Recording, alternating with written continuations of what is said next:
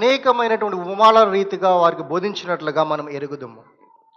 వర్ణనాత్మకంగా వివరించబడినటువంటి ఉపమానాలలో మంచి సమరయుని కథ చిరసుపరిచితమైనది, అనుపమానమైనది. నిత్య జీవమును గురించి అడిగిన ప్రశ్నకు, ధర్మశాస్త్రోపదేశకుడు అడిగిన ప్రశ్నకు, నా పొరుగువాడు ఎవడు అని అడిగిన ప్రశ్నకు సమాధానముగా మన ప్రభు యేసుక్రీస్తు మంచి సమరయుని ఉపమానం వారికి బోధించాడు. మరి ఆ యొక్క ఉపమానాన్ని మన జూనియర్స్ పిల్లలు ఇప్పుడు స్కిట్ వేసి ప్రదర్శించబోతూ ఉన్నారు. మనము గమనించవలసిందిగా మనవి చేయించు ఉన్నాము.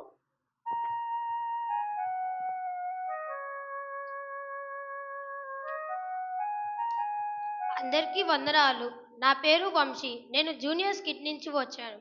నా క్యారెక్టర్ నరేటర్. దేవుడు లోకమును ఎంతో ప్రేమించెను. యోహాను 3:16. దేవుడు ప్రేమ స్వరూపి. 1 యోహాను 4:7. నిన్ను వలె నీ పొరుగువాణ్ణి ప్రేమింపవలెను. లూకా 10:27. మన పొరుగువాణిని మనం ఎలా ప్రేమింపవలెను అని ప్రభువును అడిగినప్పుడు మన ప్రభువు ఉపమాన రీతిగా మంచి సమరయుడు కథ ద్వారా తెలియజేస్తారు. ఈ కథను మా క్లాస్ వాళ్ళు ప్రదర్శించబోతున్నారు. ఈ స్టోరీ ద్వారా మన పొరుగువారిని ఎలా ప్రేమించాలి అని ఈ చిన్న స్కిట్ ద్వారా మనకు చూపిస్తారు.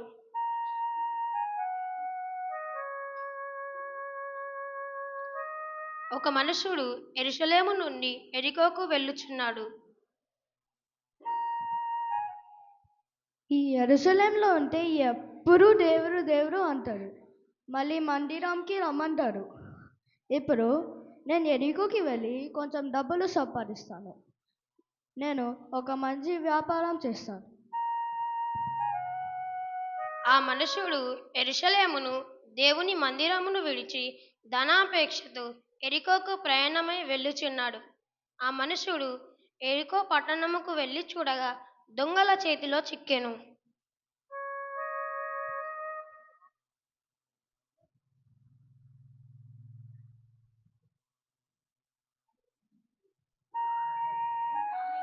అరే ఒకరు వస్తున్నారా?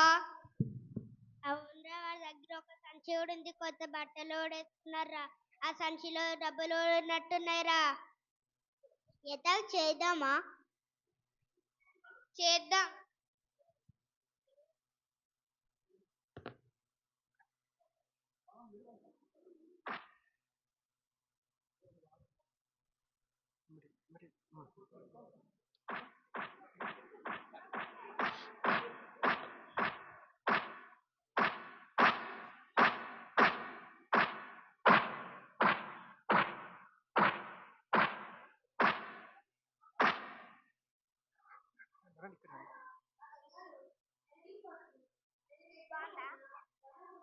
బట్టలను దోచుకొని కొన ప్రాణంతో విడిచిపోయి వెళ్ళుచున్నాడు.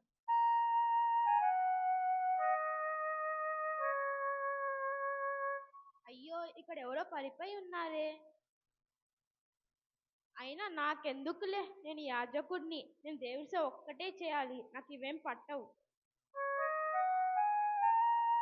ఆ యాజకుడు ఆ మనిషిని చూచి సహాయము చేయకుండా ప్రక్కగా పోయాను. అదే దారిలో ఒక లేవీయుడు ఆ త్రోవలో వెళ్ళుచున్నాడు.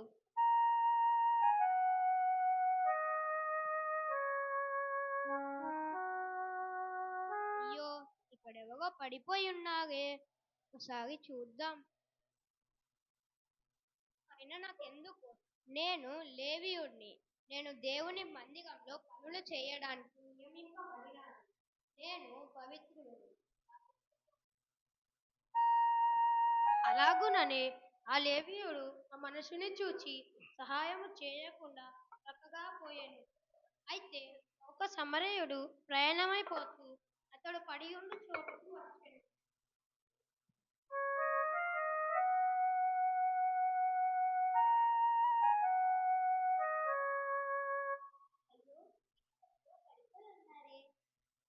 చూద్దాం. అయ్యో, ఇతనికి చాలా రక్తం కారింది. చాలా రక్తం తగిలింది. ఇతనికి చూస్తే జాలేస్తుంది.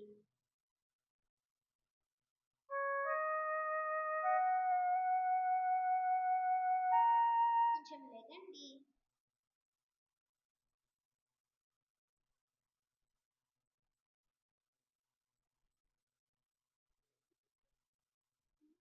ఇలా ఉన్న నూనెను మీ గాయాలకు రాస్తాను.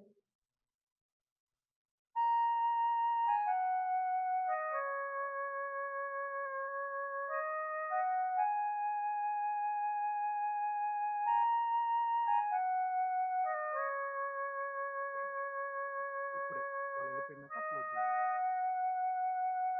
వాళ్ళు వెళ్ళిపోతారు.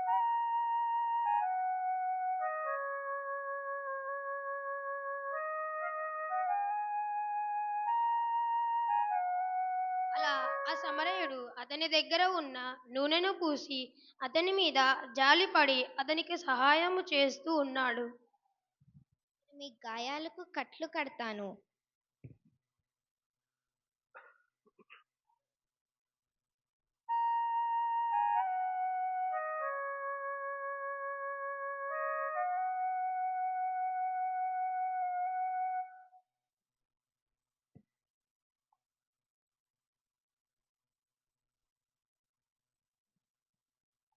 ఆ సమరయుడు అతనికి గాయాలు కట్టి తన వాహనం మీద ఎక్కించుకొని ఒక పూటకూల వాని ఇంటికి తీసుకొని వెళ్ళాను.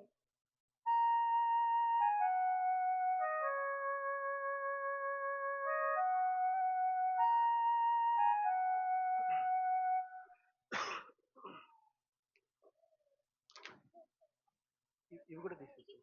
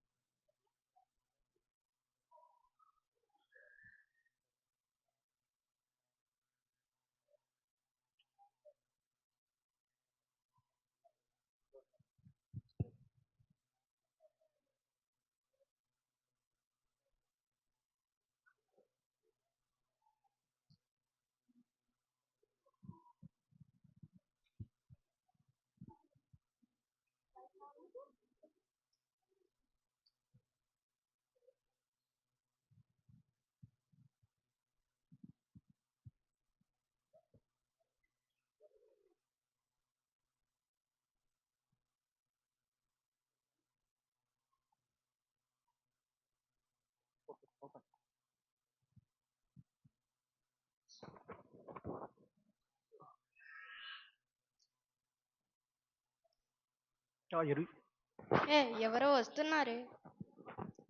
ఎవరు మీరు? ఏమి కావాలి?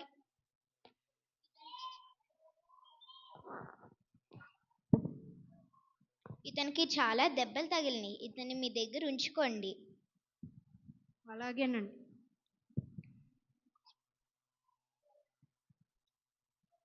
మరుసటి రోజు ఆ సమరయుడు మరలా వచ్చి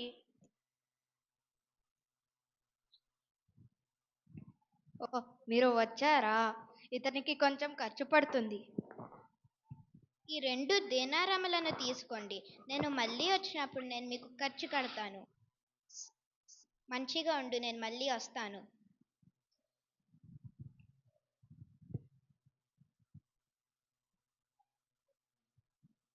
అలా ఆ సమరయుడు ఆ మనుషుని పూటకూల వాని ఇంటికి తీసుకొని వెళ్ళి అతనికి సహాయం చేసి దేవుని ప్రేమను చూపించాను.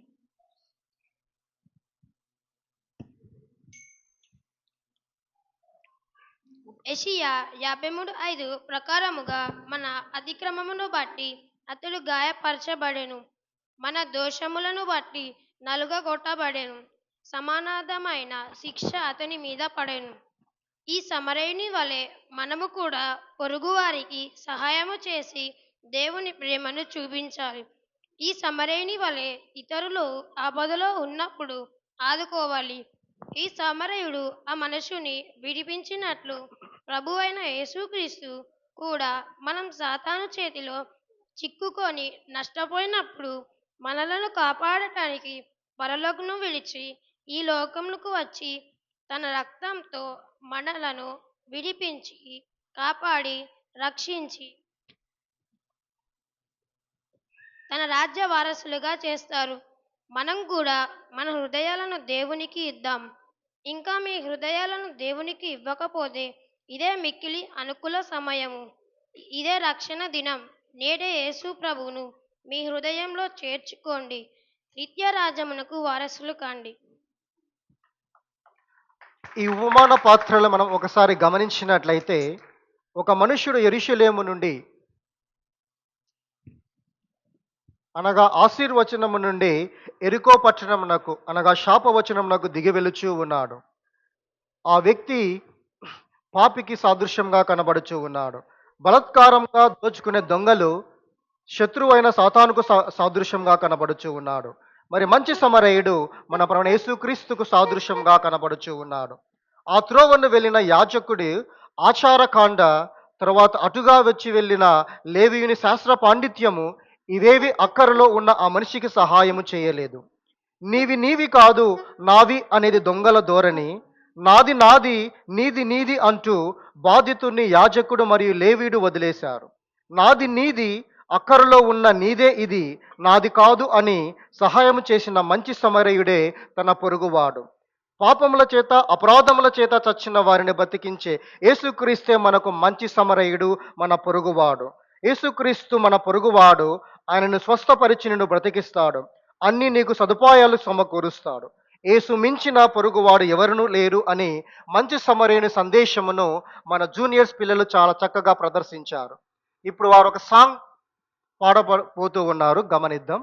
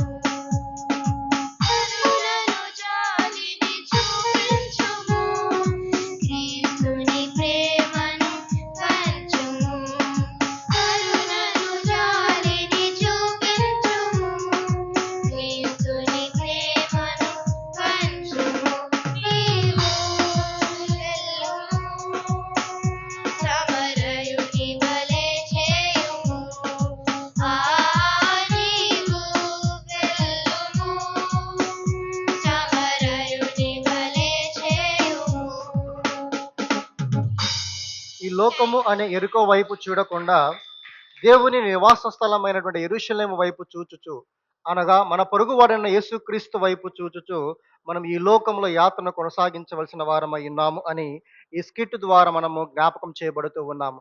చక్కగా ప్రదర్శించినటువంటి జూనియర్స్ పిల్లలకు క్లాప్స్ కొట్టి మనం వారిని అభినందిస్తాము.